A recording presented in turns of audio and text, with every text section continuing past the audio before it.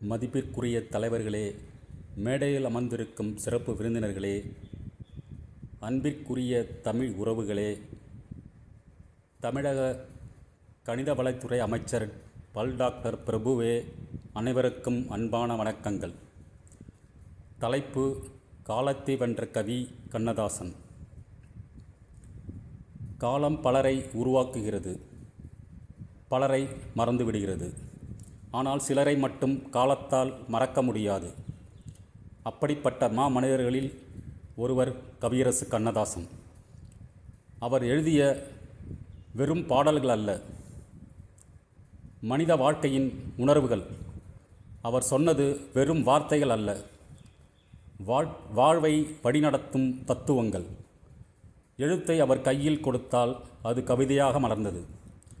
சொல்லை அவர் இதயத்தில் வைத்தால் அது தத்துவமாக ஒலித்தது. காதலை பற்றி எழுதினார், காதலர்கள் தங்களை அதில் கண்டார்கள்.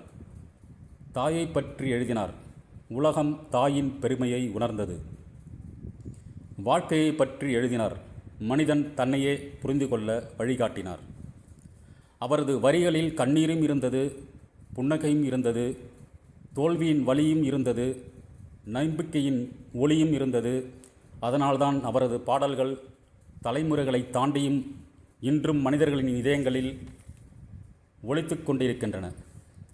காலங்கள் மாறலாம், தலைமுறைகள் மாறலாம், ஆனால் தமிழ் இருக்கும் வரை, தமிழரின் உணர்வுகள் இருக்கும் வரை கண்ணதாசனின் சொற்கள் என்றும் வாழும். அதனால்தான் அவர் ஒரு கவிஞர் மட்டுமல்ல, தமிழின் இதயத்தில் என்றும் அணையாத ஒரு நிரந்தர தீபம். அந்த மகாகவிக்கும் நம் இதங்கணிந்த வணக்கத்தை செலுத்தி என் உரையை நிறைவு செய்கிறேன். கவியரசு கண்ணதாசன் புகழ் என்றும் நிலைத்திருக்கட்டும். தமிழே வாழ்க, தாயே வாழ்க. நன்றி, வணக்கம்.